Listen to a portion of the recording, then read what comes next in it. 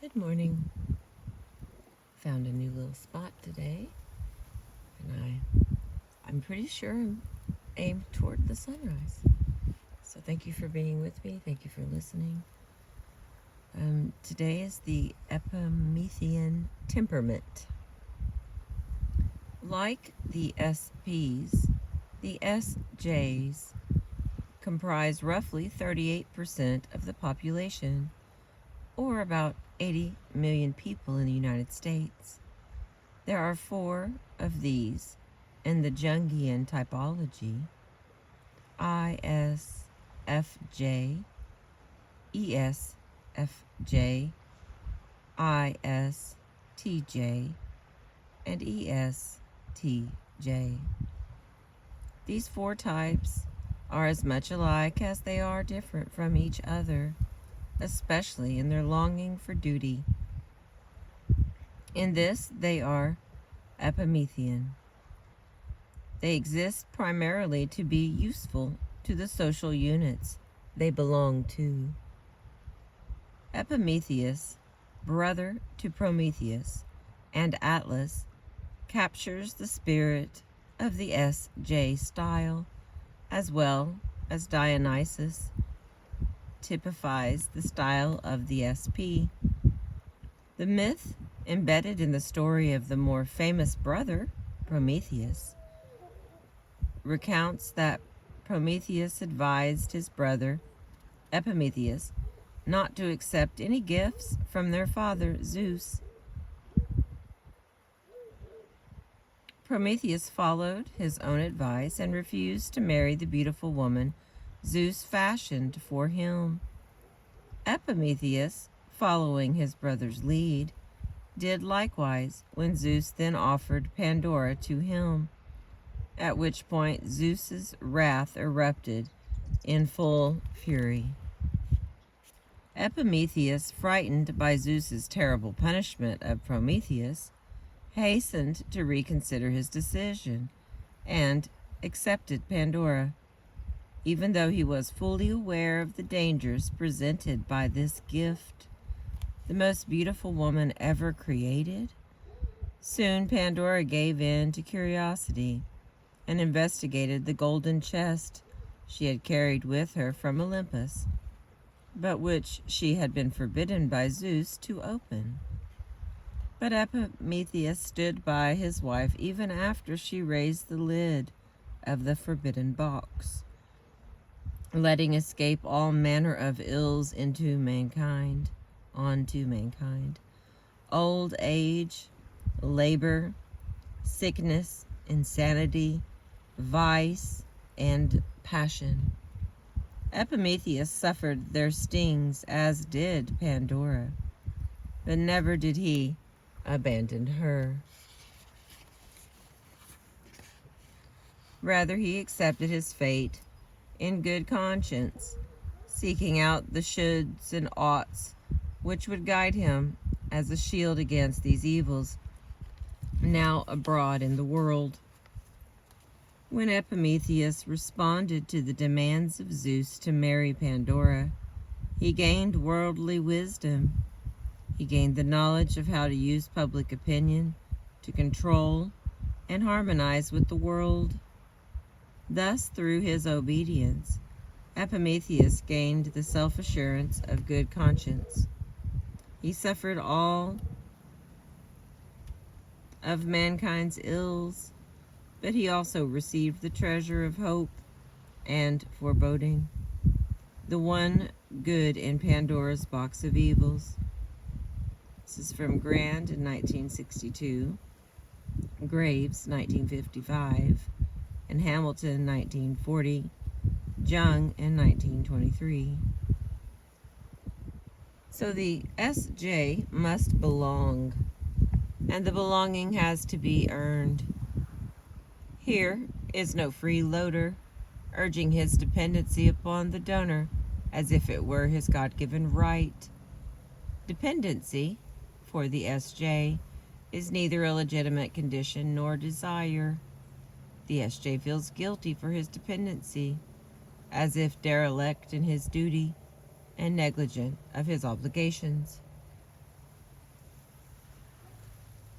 Moreover, he must be the giver, not the receiver, the caretaker, not the cared for.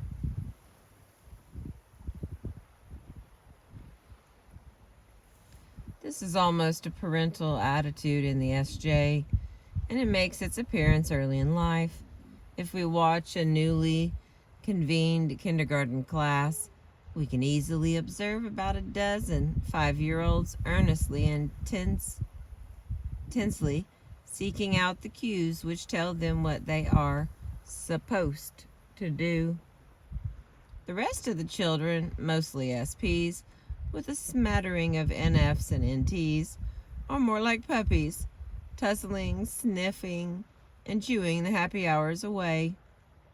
School is made for SJs and largely run by SJs, and kept mainly to transform these frolicking puppies into serious, duty-oriented little parents who seek only to know what they are supposed to do.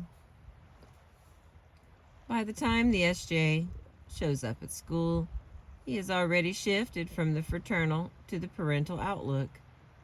Of course, he will feel dependent for many years, all through childhood, until he gets a paper route or other earning source.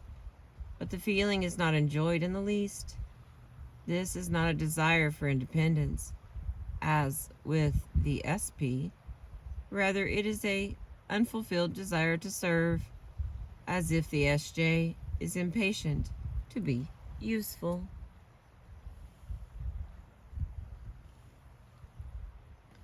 Notice that the SP is compelled to be free and independent, while the SJ is, in effect, compelled to be bound and obligated. These might usefully be viewed as reciprocal needs. Indeed, it may well be that the character of the SJ can better be illuminated if seen in reciprocity with the SP character.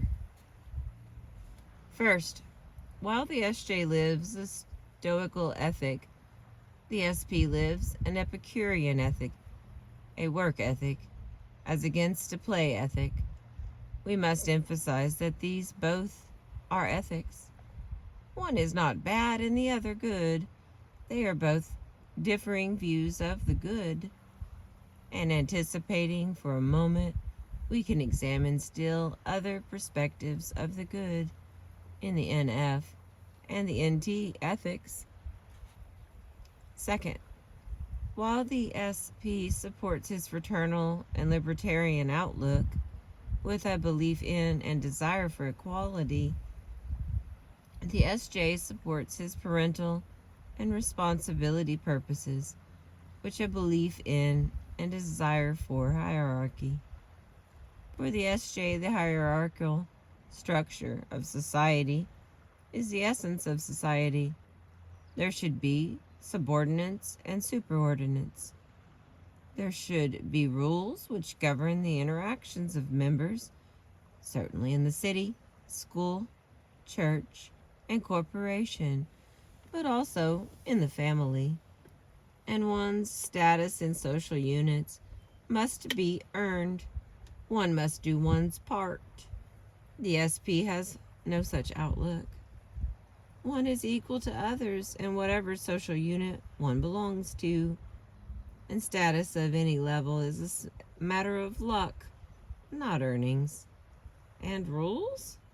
Why, those are merely disguised means of maintaining the status one required by accident, or so it would seem to the SP.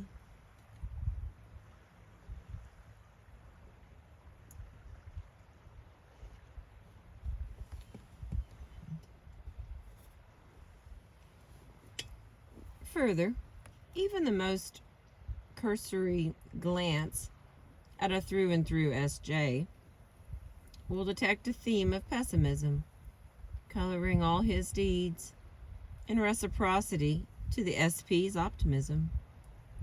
The Boy Scouts' motto, "Be prepared," must have been made up by a strong SJ. Surely SJs invented the Boy Scouts and preside over Boy Scout groups across the nation. Above all else, indeed, the SJ is prepared.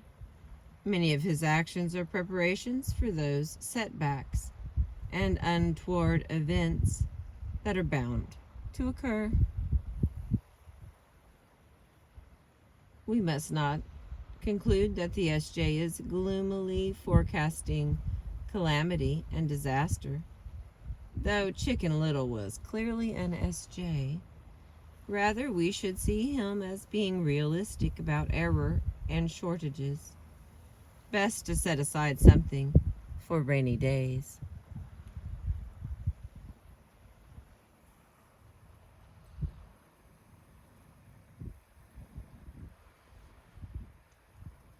Aesop's The Ant and the Grasshopper gives us a splendid analogy for viewing the reciprocal relationship of SJ to SP. In the fable, the ant is industriously and dutifully transporting large crumbs of bread from site to storage, while the grasshopper reclines on a blade of grass near ant's path, playing the fiddle, chewing tobacco, and singing "The World Owes Me a Livin'." Ant, without losing stride in his burdensome work, scolds grasshopper for not preparing for the upcoming winter months. "Join me," urges ant, "and we will together fill the storehouse, thus ensuring that none will suffer cold or hunger."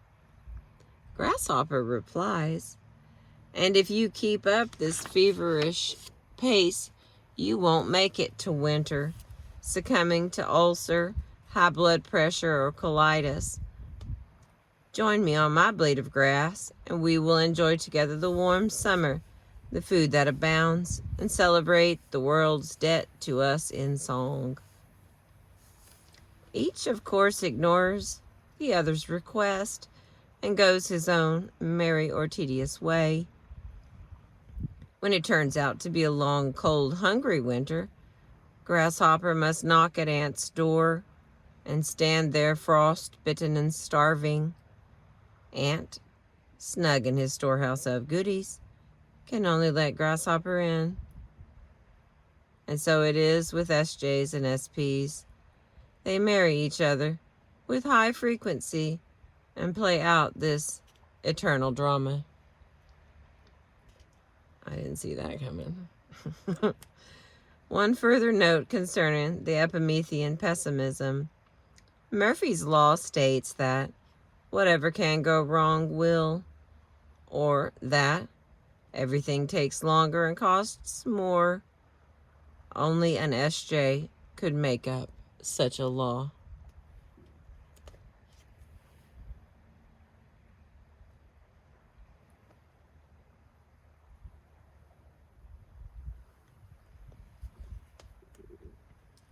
The SJ's desire to be useful often comes in the guise of membership hunger.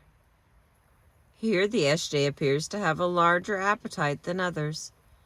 To belong to social units is central to his style. The SJ recognizes, by his actions, the social nature of man. He, far more than others, creates and fosters the continuity of social units, the family, the church, service club, the municipality, and the corporation.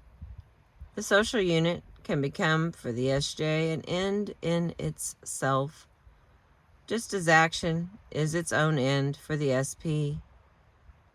The SP, on the other hand, may join the social unit, but he requires and expects that unit to serve and fulfill his needs in return for his membership. Tradition becomes more and more important as the SJ gets older, looking for the SJ member of the family, club, church, or company to observe traditions. If traditional ceremonies and celebrations are non-existent, the thoroughgoing SJ soon manages to establish some, and thereafter maintain them. We might note in passing that others are happy to attend these festivities, rites, and ceremonies, members of the wedding.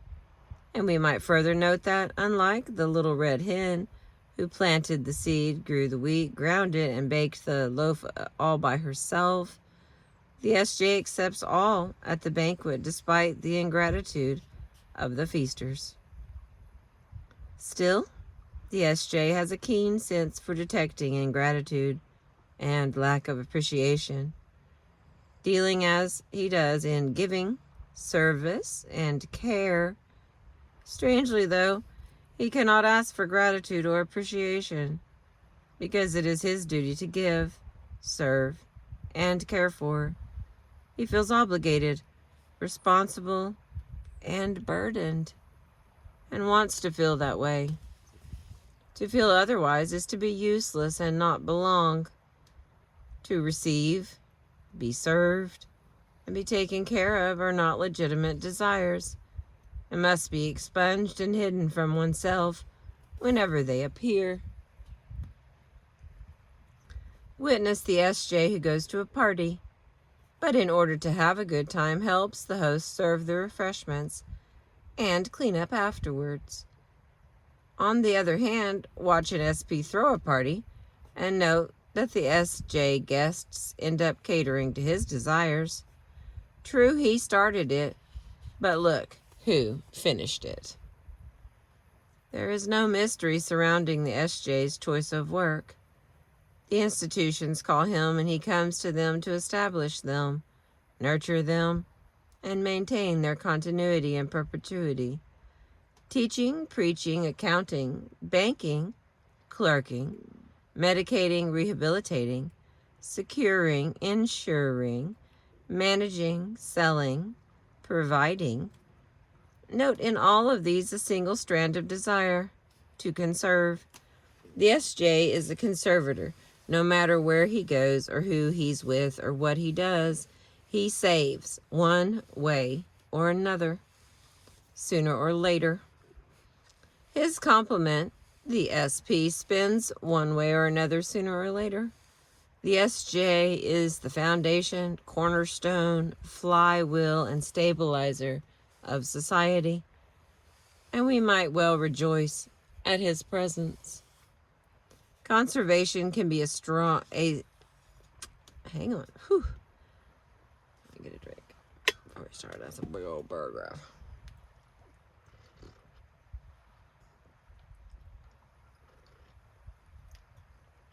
It seems to have only gotten cloudier, but I like the spot anyway, so thanks for staying with me. How we doing? Let's see how we can do this. Conservation can be so strong a desire in the SJ that it colors most of his actions and attitudes. For one thing, it can make him incapable of refusing added responsibility.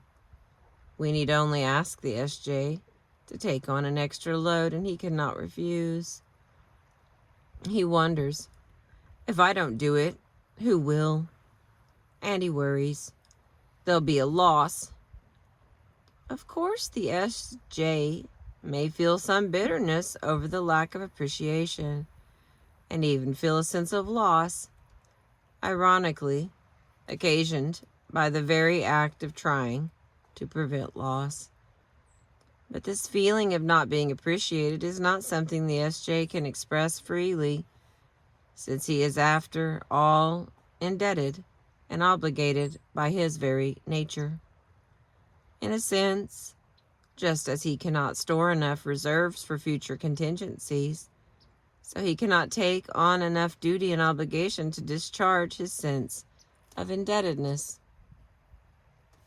The desire to conserve can also kindle in the SJ a hankering to become an official of some kind, and once an officer in whatever enterprise or establishment, the SJ is likely to apply his authority with an eye on conservation and perpetuation of heritage. Heritage and heritability loom large in the perspective of the true Epimethean. The transitory, temporary, and expedient seem almost an affront to the corporate, municipal, or family heritage. Though these may not be immoral or illegal, they at least are to be viewed with a measure of suspicion, for they are change, and change means losing the heritage. The SJ knows as well as others that change is inevitable, necessary, and even on occasion desirable, but it should be resisted when it is at the expense of the tried and true, the accepted and approved. Better than change occurs through slow evolution. I'm going to try that again. It's better that change occurs through slow evolution than by abrupt revolution. A conservator of the As conservator of the heritage, the SJ is the enemy of the revolutionary. Title and entitlement are important to SJs, as is office, for title means approved and officially registered ownership. The SJ does not agree that possession is 9 points of the law. Rather, law is 9 points of possession. Illegal possession is high on the SJ's list of evils. Having and not having are, for the SJ, just as deeply involved with their obligation hunger as giving and receiving. In fact, we move much closer to an understanding of the SJ if we can see the strongly parental and parochial basis for his attitude about having and giving, relinquishing and receiving. The SJ is society's natural historian, and it is the historian who learns for society the lessons of history. Will Durant says that history's most important lesson is the reciprocity. History's most important lesson is the reciprocity of freedom and equality. As freedom increases, equality decreases, and as equality increases, so then does freedom decrease. Unfortunately, this lesson of history is not learned by most. Witness the utopias promising freedom and equality at a maximus. But the SJ instinctively knows it, seeing in inequality, hierarchy, the only way to freedom. The same sanction for hierarchy is also expressed in the SJ's reverence for elders and their belief that elders should be respected and deferred to. Just as history should govern what we do in the future, so there are fundamentals which should serve as foundations for what and how we build and how we maintain our edifices and our institutions. The SJ is just as strong an advocate of fundamentals as he is of antecedents. Now, there well may be considerable variation between SJs as to what they think the fundamentals are, but whatever the SJ considers to be a fundamental is strongly held to. There is never an end to how much responsibility the SJ accepts. If there is a job to be done, a task to be executed, a duty to fulfill, the SJ feels that he somehow has an obligation to see that the end is accomplished, even if he already is overburdened to the point of unreason, and even if others are contributing far less than he. In truth, people do at times take advantage of the SJ's inability to refuse an extra load. Jane will do it, they say, with little awareness or appreciation of the demands this may make on Jane, who only too often, as a result of insufficient appreciation for her zealous charge, discharge of duty is exhausted, worried, sad, and even ill. At times, this takes the form of depression, a condition to which the SJ is particularly vulnerable. Even such a brilliant SJ as Abraham Lincoln experienced this debilitating state. I am now the most miserable man living. If what I feel were equally distributed to the whole human family, there would not be one cheerful face on earth. Whether I shall be better, I cannot tell. I awfully forebode I shall not. Gillette, Mary, Paul, and Hornbeck. Ironically, the SJ's tendency to be responsible does not always gain him well-deserved appreciations. People who have benefited most from the SJ's contributions may turn away even while taking advantage of his willingness to do more than his fair share. Recipients at times show little awareness that the SJ is receiving far less appreciation than his due, and the reason for this may lie in the tendency of the SJ to assume a serious, even forbidding, mien, an appearance which little reflects his warm heart. Hawthorne's Hepzibah in The House of the Seven Gables personifies this seriousness. Her scowl had done Miss Hepzibah a very ill office in establishing her character as an ill-tempered old maid. How miserably cross I look, she must often have whispered to herself, and ultimately have fancied herself so. But her heart never frowned.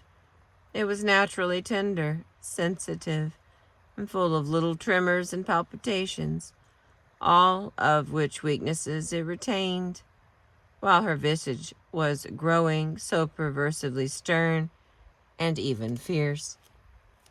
Nathaniel Hawthorne, The House of the Seven Gables, Scholastic Magazine, New York, 1965. The care of others, especially the young and the old, and those in positions of authority, is a special concern of the SJ.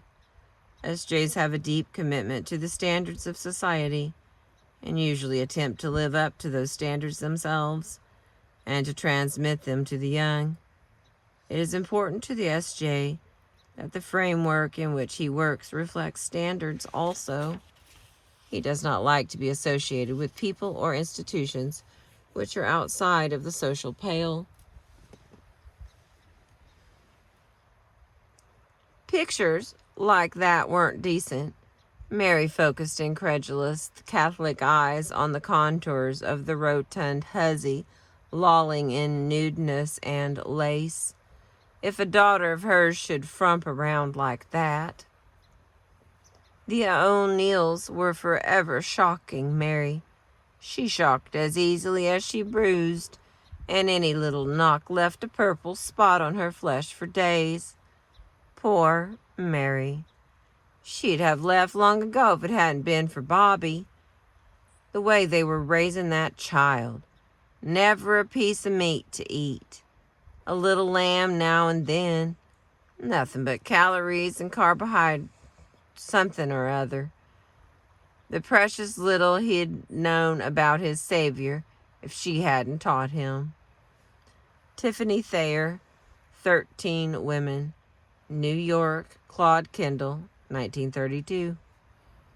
As expected, given the SJ's dedication to established social norms and institutions, there is a high frequency of SJs in business, in service occupations, secretarial work, in general accounting, in general medical practice, in banking, in middle management, in accounting, in dentistry, in barbering, in traditional hairdressing salons, in civil service posts, in pharmacy, all of which are occupations which involve serving others and belonging to established, recognized institutions. A high percentage of educators, teachers, administrators, librarians are SJs. The percentage may vary between school districts, depending upon size and employment procedure. The larger the district, and the more centralized the management practices, the greater the proportion of SJs. In any district, though, over half of the teachers at elementary and secondary levels pursue an SJ style of life.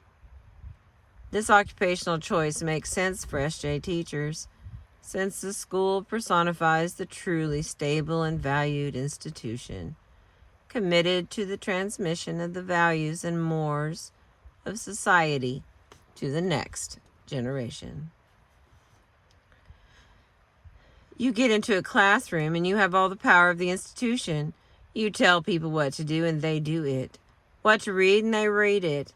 You tell people what to think, how to interpret things.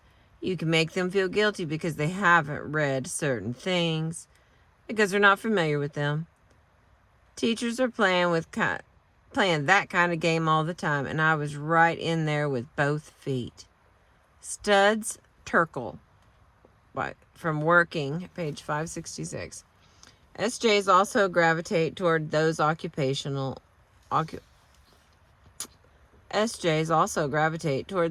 occupations organized around nurture, such as hospitals. The majority of members of the nursing profession are apparently SJs, particularly SFJs. Institutions which house the poor and the sick are the special responsibility of SJs. 2 more paragraphs. The SJ is truly the stabilizer of the social and economic world. He gives a good day's work for a good day's pay, and cannot understand anyone who does not. The SJ has a well-developed sense of tradition, takes the rights and wrongs of the culture seriously, and usually is disapproving of wrongdoers. The SJ gives short shrift to transgressors against social mores and institutions unless the transgressors are repentant. The person who strays from the accepted way of behaving is frowned upon unless he expresses his regrets and intent to reform. SJs themselves tend to do the right thing at the right time. Each day they hunger for belonging, and they hunger to contribute to the institutions they serve.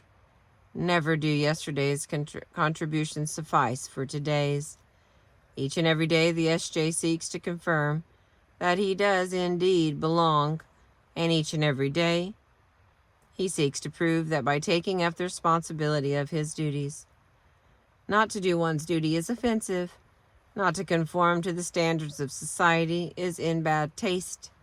Such terms as steadfastness, dependability, stability, reliability, salt of the earth, backbone of society, pillar of strength, describe the SJ, who indeed is the inculturator of society. All right, we are on page 47, reading to you from the book Please Understand Me, Character and Temperament Types by David Kiersey and Marilyn Bates. Oh my Lord, there goes the birds.